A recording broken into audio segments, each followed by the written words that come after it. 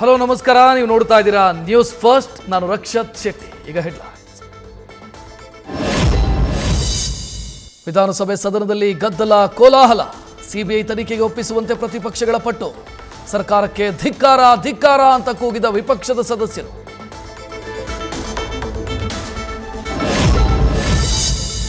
ವಿಧಾನಸಭೆಯಲ್ಲಿ ಮುಗಿಯದ honey trap Hungama. ಇದರ ಹಿಂದೆ ಯಾರೇ ಇದ್ರೂ ರಕ್ಷಣೆ ಮಾಡೋದಿಲ್ಲ. ಯಾವ ಪಾರ್ಟಿಯವರಿದ್ರೂ ತನಿಖೆ ಮಾಡಿಸ್ತೀವಿ. ಸಿಎಂ ಸಿದ್ದರಾಮಯ್ಯ ಸ್ಪಷ್ಟನೆ. ಸ್ಪೀಕರ್ ಮೇಲೆ ಹರಿದ ಪೇಪರ್ ಎಸೆದು ಬಿಜೆಪಿ ನಾಯಕರ ಆಕ್ರೋಶ. ಸದನದ ಬಾವಿಗಿಳಿದು ಪ್ರತಿಭಟನೆ. ಅನಿರ್ದಿಷ್ಟಾವಧಿಗೆ ಕಲಾಪ ಮುಂದೂಡಿಕೆ.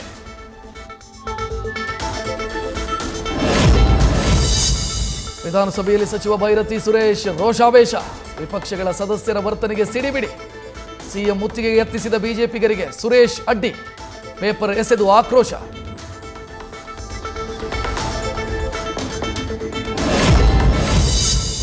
ಪ್ರತಿಪಕ್ಷಗಳ ಪ್ರತಿಭಟನೆಯ ಮಧ್ಯೆ ಬಜೆಟ್ ಮೇಲಿನ ಚರ್ಚೆಗೆ ಸಿಎಂ ಉತ್ತರ. ಕೇಂದ್ರ ಸರ್ಕಾರ ತೆರಿಗೆ ಹಣ ನೀಡೋದ್ರಲ್ಲಿ ದ್ರೋಹ ಮಾಡಿದೆ. ಆರ್ಥಿಕ ಸಂಕಷ್ಟಕ್ಕೆ ಮೋದಿ ಕಾರಣ. ಬಜೆಟ್ ಮೇಲಿನ ಪ್ರಶ್ನೆಗಳಿಗೆ ಉತ್ತರ ಕೊಟ್ಟ ಸಿಎಂ. ನೀವು ಹಾಯ್ ಅನ್ನದೆ ಅವರು ಹಾಯ್ ಅಂತಾರ. ಹನಿ ಟ್ರ್ಯಾಪ್ ಮಾಡೋದಲ್ಲ, ಹನಿ ಟ್ರ್ಯಾಪ್ ಆಗೋದು. ಶಾಸಕ ಮುನಿರತ್ನ ಆರೋಪಕ್ಕೆ ಡಿಸಿಎಂ ಡಿಕೆಶಿ ತಿರುಗೇಟು. ಇದು ಮಾಡಿದ್ದುಣ್ಣೋ ಮಹಾರಾಯ ಅಂತ ವ್ಯಂಗ್ಯ.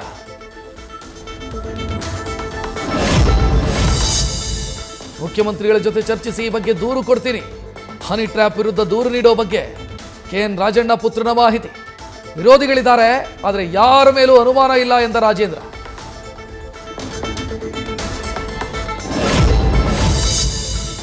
ಯಾರಿಗೇ ಆಗಲಿ ಚಾರಿತ್ರ್ಯ ಬಹಳ ಮುಖ್ಯವಾಗಿದ್ದು.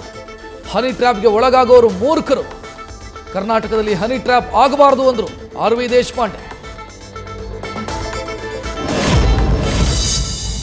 ಹನಿ ಟ್ರ್ಯಾಪ್ ಆರೋಪದ ಬೆನ್ನಲ್ಲೇ ಹೈಕಮಾಂಡ್ ಭೇಟಿಗೆ ಸಜ್ಜಾದ ಸಚಿವ ಕೆಎನ್ ರಾಜಣ್ಣ.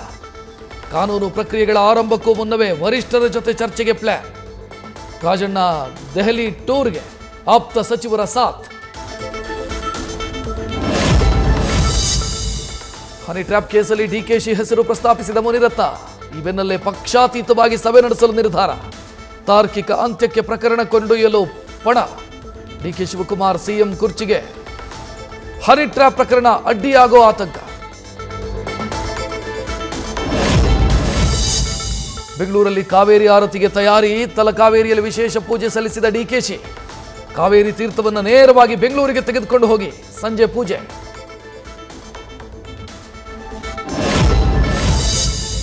ನಾಳೆ ಕರ್ನಾಟಕ ಬಂದ್. ಇನ್ನೂ ಮುಗಿಯದ ಗೊಂದಲ.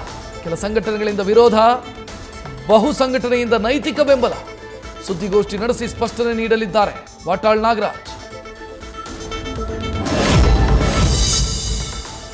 ನಟಿ ರನ್ಯಾ ರಾವ್ ಗೋಲ್ಡ್ ಸ್ಮಗ್ಲಿಂಗ್ ಕೇಸ್ನ ತನಿಖೆ ಚುರುಕು. ಏರ್ಪೋರ್ಟ್ಗೆ ರನ್ಯಾ ಕರೆತರಲು ಬಂದಿದ್ದ ಚಾಲಕನ ಚಲನವಲನ ಸಿಸಿಟಿವಿಯಲ್ಲಿ ಸೆರೆ. ಪೊಲೀಸ್ ಹೌಸಿಂಗ್ ಬೋರ್ಡ್ಗೆ ಸೇರಿದ ಚಾಲಕ ಪ್ರಕಾಶ್ ಬಗ್ಗೆ ಮಾಹಿತಿ ಲಭ್ಯ. ಗೋಲ್ಡ್ ಕೇಸ್ನಲ್ಲಿ ರನ್ಯಾ ಹಾಗೂ ಸ್ನೇಹಿತ ತರುಣ್ ಬೇಲರ್ಜಿ ವಜಾ. ಸ್ಮಗ್ಲಿಂಗ್ ಭಾರತದ ಆರ್ಥಿಕತೆ ಮೇಲೆ ದೊಡ್ಡ ಪರಿಣಾಮ ಬೀರಲಿದೆ. ಹಲವು ಅಂಶ ಉಲ್ಲೇಖಿಸಿ ಅರ್ಜಿ ವಜಾ ಮಾಡಿದ ಆರ್ಥಿಕ ಅಪರಾಧಗಳ ನ್ಯಾಯಾಲಯ. ಕೈತುಂಬ ಸಂಬಳದ ಆಸೆ ತೋರಿಸಿ ಲಕ್ಷ ಹಣ ಪಡೆದು 50 ಜನರಿಗೆ ವಂಚನೆ. ಅಕ್ಷಯ್ ನಗರದ ಜಸ್ಟ್ ಸೆಟ್ ಕಂಪನಿ ಮಾಲೀಕ ಸೇರಿ 6 ಜನರ ವಿರುದ್ಧ ದೂರು. ರಾಮಮೂರ್ತಿ ನಗರ ಪೊಲೀಸ್ ಠಾಣೆಯಲ್ಲಿ ಎಫ್ಐಆರ್ ದಾಖಲು. ನಾನು ಆಕಾಶದ ಕೆಳಗೆ ಭೂಮಿಯ ಮೇಲಿದ್ದೀನಿ, ಬೇಗ ಬನ್ನಿ. ಕುಡಿದ ಮತ್ತಲ್ಲಿ ಆಂಬುಲೆನ್ಸ್ಗೆ ಕರೆ ಮಾಡಿದ ಕುಡುಕ.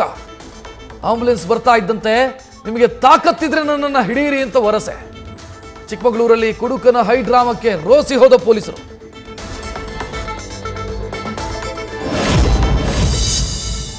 ಮಂಡ್ಯದ ಗಂಡು ಚಿತ್ರದ ನಿರ್ದೇಶಕ ಎ.ಟಿ. ರಘು ನಿಧನ.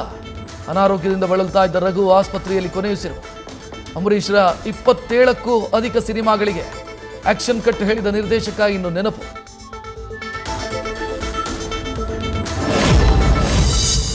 ರಸ್ತೆ ಅಪಘಾತಗಳಲ್ಲಿ ಮೃತರ ಸಂಖ್ಯೆ ಹೆಚ್ಚಳ. ನಟಿ ಅದಿತಿ ಪ್ರಭುದೇವರಿಂದ ರಸ್ತೆ ಸುರಕ್ಷತಾ ಜಾಗೃತಿ ಬಗ್ಗೆ ವಿಡಿಯೋ ಸೋಷಿಯಲ್ ಮೀಡಿಯಾದಲ್ಲಿ ಪೋಸ್ಟ್ ಮಾಡಿರೋ ಸಂಚಾರಿ ಪೊಲೀಸರು. ನ್ಯೂಸ್ ಫಸ್ಟ್ ನಿರ್ಭೀತಿಯಿಂದ ನಿಮ್ಮ ಪರವಾಗಿ.